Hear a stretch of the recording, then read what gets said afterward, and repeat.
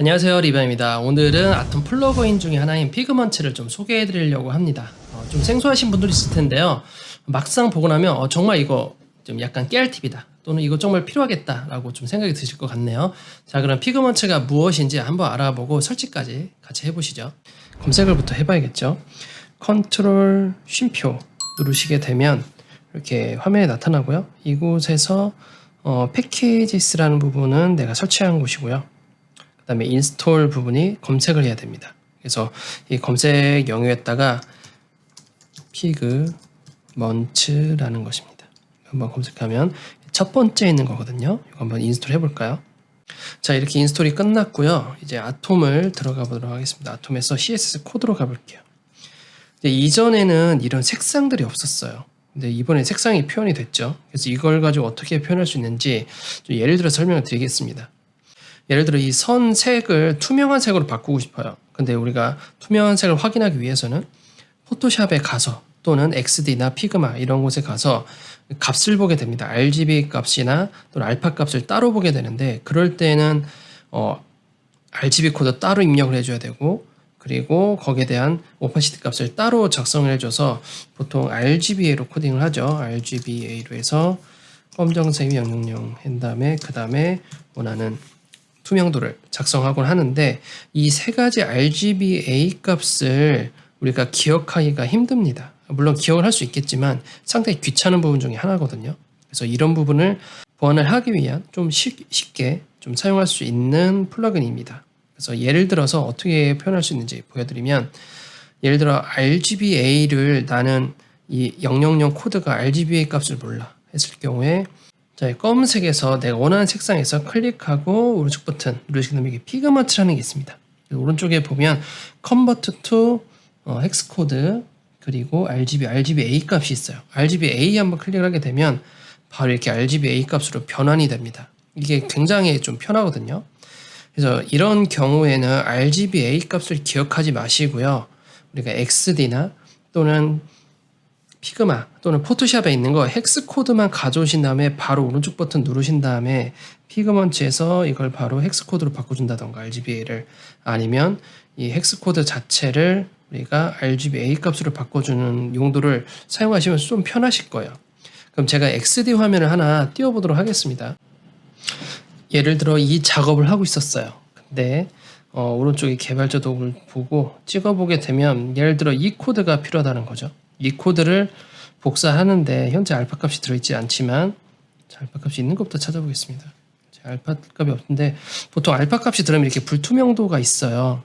그래서 불투명도 자체를 기억하거나 아니면 여기에서 RGBA 값을 따로 이렇게 복사를 하기도 하지만, 물론 이 방법도 좀 더 편하겠지만 포토샵 같은 경우에는 이것을 RGB 값이나 또는 이 헥스 코드를 고를 수가 없어요. 지금 보시는 이런 컬러 피커를 통해서 이 세 가지 값을 외워야 돼요. 굉장히 귀찮죠? 그래서 차라리 포토샵에서 이렇게 이 헥스 코드를 복사해서 3399cc였거든요. 이걸 복사하고 레이어에 있는 오파시티 정보를 가지고 작업을 해야 되는데, 이 자체를 오른쪽 버튼 눌러서 피그먼트에서 RGBA 값으로 이렇게 바꿔버리게 되면, 자, 이 부분이죠. 피그먼트에서 RGBA 값을 바꿔버리게 되면 바로 코드가 삽입이 되는 거죠. 여기 보게 되면 51, 1153, 204 들어가죠. 그다음에 투명도만 내가 기억한 대로만 넣어놓으시면 될 것 같습니다. 물론 우리가 아까 얘기한 것처럼 XD나 또는 피그마, 스케치 같은 경우는 이렇게 헥스 코드나 RGBA 코드 다 추천할 수 있지만, 그렇지 않은 경우들도 있기 때문에 이 툴을 사용하시면 요긴하게 좀 쓰여지실 거예요. 그리고 그걸 떠나서 이렇게 색상을 미리 볼 수도 있기 때문에 앞으로 작업하실 때 우리가 CSS에서 변수 가지고 올 때도 이 색상이 맞는지 아닌지, 어떤 색을 가져야 되는지 시각적으로 그 색상을 미리 파악할 수 있는데, 그 부분에 대해서도 좀 효과적인 것 같습니다. 그래서 두 가지로 볼 수가 있죠. 우리가 변수에 담아서 또는 CSS를 표현했을 때 그 색상을 미리 볼 수 있어서 활용하거나 재활용할 수 그때그때 색상을 불러올 수 있게 좀 도움을 준다. 바로 인식이 가능하니까 시각적으로 코드만 봐서는 무슨 색인지 이해할 수가 없을 때가 많잖아요. 그럴 경우 하나, 그 다음에는 불편한 헥스 코드를 바로 RGBA로 바로 변화를 시켜준다. 그 부분이 좋은 것 같습니다. 물론 이 부분에 대해서 바로 헥스 코드로 바꿔야 될 때는 없지만 뭐 이렇게 바꿔줄 수도 있다라는 거죠. 이렇게 헥스 코드로 바꿔줄 수도 있지만 굳이 그런 일은 없다. 그래서 보통 헥스 코드에서 RGBA 값으로 많이 바꿔주기 때문에 그 부분을 좀 참고하셔서 도움을 좀 받았으면 좋겠습니다.